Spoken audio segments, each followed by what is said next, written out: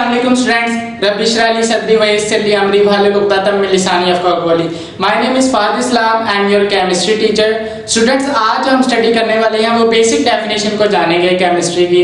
इसमें आप देखें कि आज हम जो है मैटर को, सब्सटेंस को और फिर मिक्सचर की डेफिनेशन को स्टडी करेंगे। तो सबसे पहले आप देखें कि आपके पास एक चार्ट बना हुआ है, बुक में भी ये टेबल बना होगा। इसमें सबसे ऊपर टॉप पे मैटर की जो है वो लिखा हुआ है। तो सबसे पहले हम मैटर को स्टडी करते हैं। ओके, तो मैटर में देखें कि डेफिनेशन क्या है इसकी। बड़ी सिंपल सी, सादा, आसान जुबान में डेफिनेशन लिखी है कि कोई भी चीज हमारे इर्द गिर्द जो है मास रखती है और जगह घेरती है, हुजम रखती है, वो आपके पास क्या कहलाती है? मैटर कहलाती है। ठीक है, anything that has mass and occupy space. Example से इसको समझते हैं, बड़ी आसान समझ आएगी। देखिए कि all the things around us, ये आपके पास क्या सारा का सारा मैटर है। आप बैठे हैं, आपके हाथ में मोबाइल है, लैपटॉप है, आप मुझे देख रहे हैं, वो लैपटॉप मोबाइल क्या मैटर है। ये मार्कर, बोर्ड, जो कपड़े आपने पहने हैं, जिस चीज पे आप बैठे हुए हैं, ये सब का सब क्या है? मैटर है। ठीक है, ये सारी की सारी चीजें हमारे इर्द गिर्द मैटर है। ओके, इसके बाद अगर आप लाइन को पढ़े बुक में तो लिखा हुआ है स्टेट्स ऑफ मैटर, उसके बारे में डिस्कशन है। स्टेट्स ऑफ मैटर कहता है आपकी बुक वाला कि 3 स्टेट्स के बारे में वो जो है एक्सप्लेन करता है, लेकिन एक्चुअली हम 5 स्टेट्स को जानेंगे इस लेक्चर में। सबसे पहली स्टेट बड़ी आसान, जो कि मशहूर भी है, सॉलिड।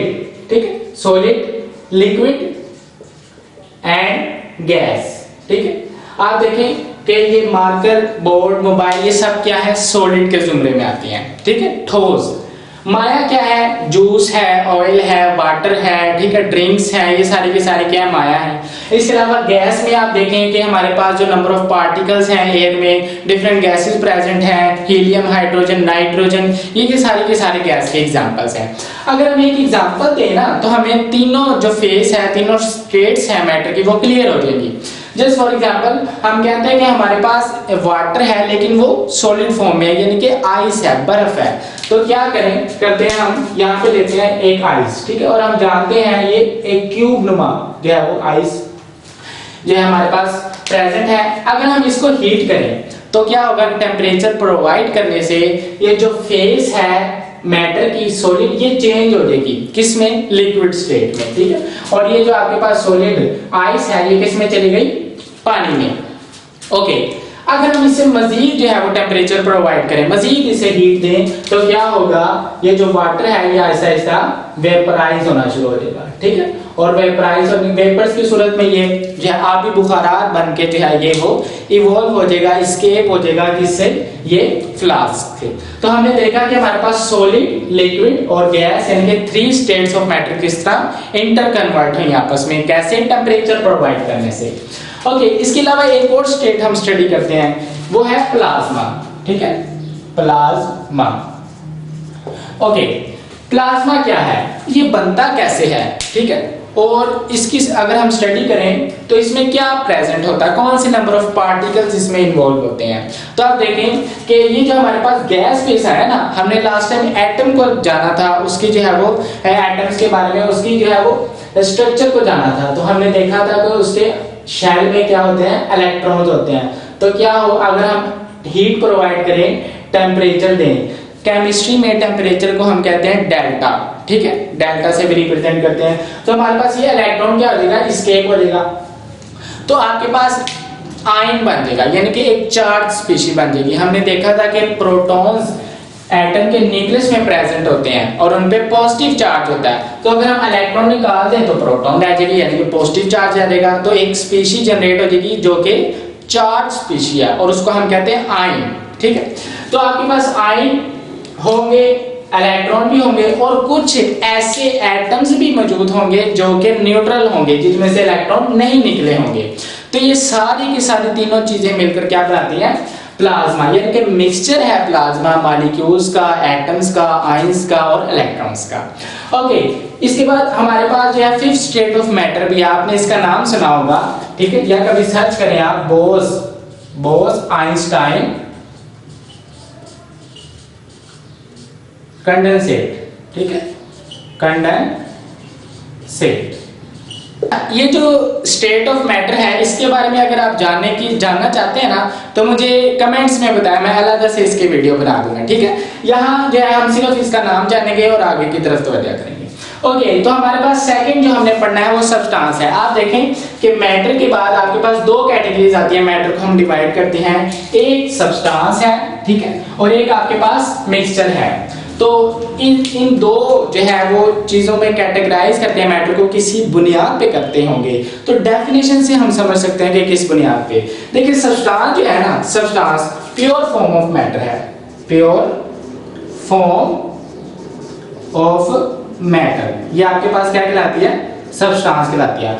और impure form of matter mixture, definition हो गई इम्प्योर फॉर्म ऑफ मैटर, ठीक है। तो प्योरिटी के लिहाज से हम मैटर को दो चीजों में डिवाइड करते हैं, ये हमने जान लिया। ओके, अब ये जो लफ्ज है ना प्योर, इसको अगर हम स्टडी करें प्योर से क्या मुराद है, एग्जाम्पल से स्टडी करते हैं, आपको बड़ी अच्छी समझ आएगी, ठीक। तो यहाँ पे लिख देते हैं एग्जाम्पल। ओके, फॉर एग्जाम्पल आपके पास क्या है, एक स्ट्रिप है, एक स्लैब है लोहे की, ठीक है, strip of iron, strip of iron, iron को हम लिखते हैं Fe, क्या लिखते हैं Fe पीरियोडिक टेबल में। ओके, तो स्ट्रिप ऑफ आयरन क्या है, प्योर सब्सटेंस है। अब इस स्लैब में सिर्फ आयरन प्रेजेंट हो अगर, ठीक है, आयरन के अलावा कोई और एलिमेंट्स या एटम्स मौजूद ना हो तो ये क्या है, प्योर सब्सटेंस है, ठीक है, प्योर फॉर्म ऑफ मैटर है, जिसको हम क्या कहते हैं, सब्सटेंस कहते हैं। इसके अलावा हम एक और तरह से लिखते हैं कि have same composition, same composition, composition एक जैसी हो। इसका क्या मतलब है, फॉर एग्जाम्पल हम कहते हैं कि हमारे पास एक बीकर है, ठीक है, इसमें वाटर है। अब मैं कहता हूं कि इसमें सेम टाइप ऑफ एटम्स या एलिमेंट्स तो नहीं है, हाइड्रोजन भी है, ऑक्सीजन भी है, लेकिन क्या हो कि सिर्फ इसमें वाटर ही हो, यानी कि इसकी कंपोजिशन क्या हो, 2:1 हो, 2 हिस्से हाइड्रोजन और 1 हिस्सा ऑक्सीजन, सेम कंपोजिशन। इसी तरह आपके पास क्लोरोफॉर्म है, क्लोरोफॉर्म का फार्मूला क्या होता है स्टूडेंट, CHCl3, जो कि एनेस्थीसिया के तौर पर इस्तेमाल करते हैं, किसमें, हॉस्पिटल्स में, मरीज को जो है वो ऑपरेशन से पहले जो है हम देते हैं ताकि वो जो है बेहोश हो जाए। ओके, तो इसमें रेशो क्या है, 1:1:3, एक हिस्सा कार्बन, एक हिस्सा हाइड्रोजन और 3 हिस्से क्लोरीन। अच्छा, इस बीकर में भी हमारे पास सिर्फ क्लोरोफॉर्म ही प्रेजेंट हो, यानी कि ये कंपोजिशन हो। अगर मैं इसकी कंपोजिशन चेंज करूं, फॉर एग्जांपल मैं कहता हूं कि 2:4 कर दो, C2H2Cl4, तो आपके पास क्लोरोफॉर्म नहीं होगा, ठीक है, और या क्लोरोफॉर्म के साथ कोई और चीज ऐड कर दूं तो वो प्योर सब्सटेंस नहीं रहेगा, प्योर मैटर नहीं रहेगा, जिसको हम क्या कहते हैं, सब्सटेंस कहते हैं, ठीक है।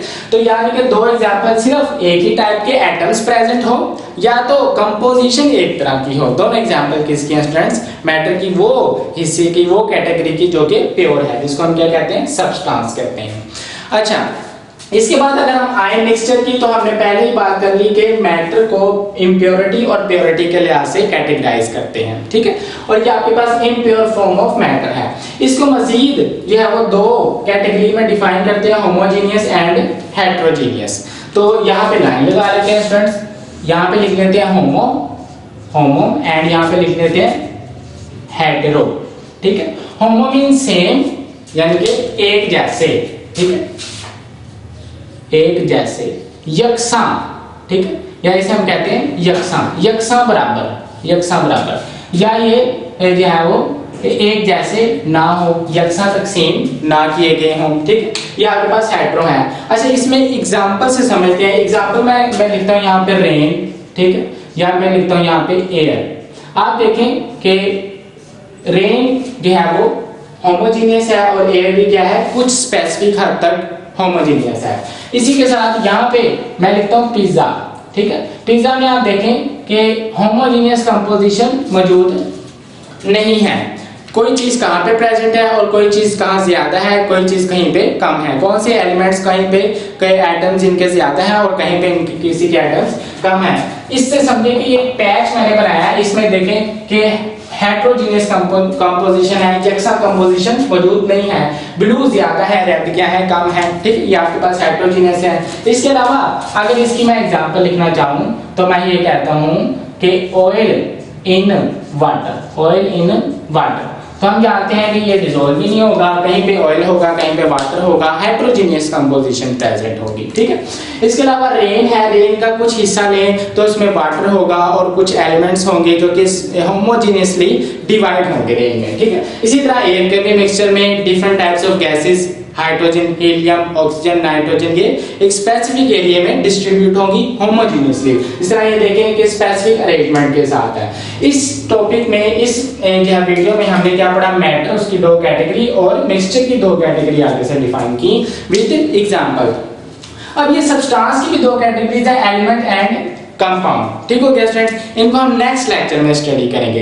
अच्छा, इसी के साथ हम ये यहाँ बात करते हैं कि ये जितना भी हमने मैटर की एग्जांपल स्टडी की हैं, सब्सटेंस है, मिक्सचर है, इनकी स्पेसिफिक प्रॉपर्टीज भी होती हैं, physical properties and chemical properties. अगर आपने वो डिटेल से स्टडी करनी है तो पिछले लेक्चर में इंट्रोडक्शन टू केमिस्ट्री में हमने वो डिटेल से स्टडी किया है, उसका लिंक डिस्क्रिप्शन में मौजूद है, स्टूडेंट्स आप जाएं और उसको स्टडी करें। यहाँ मैं सिर्फ आपको जो है वो टोपोग्राफी उसकी समझाता हूँ, सिंपल बात करता हूँ। आपकी बुक वाला कहता है कि फिजिकल प्रॉपर्टी सिर्फ जो है वो टेक्सचर, स्टेट, उसके बाद स्मेल, ऑर्डर जो है उससे जो है वो रिप्रेजेंट करती है, ठीक है, ऑर्डर से।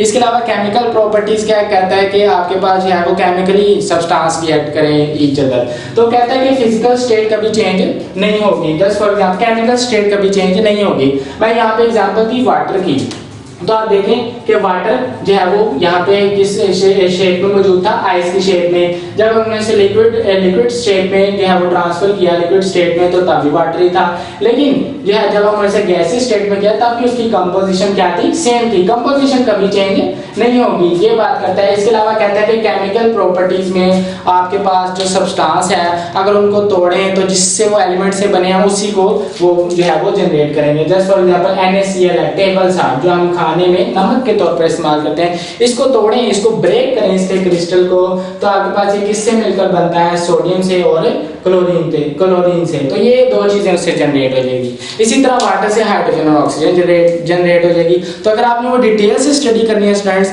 तो आप डिस्क्रिप्शन में लिंक मौजूद है और वहां उस वीडियो में जाकर डिटेल से स्टडी कर लें। तो आज तक हमने यहाँ पढ़ना था, नेक्स्ट टाइम हम इंशाल्लाह एलिमेंट एंड कंपाउंड को स्टडी करेंगे। अपना ख्याल रखें।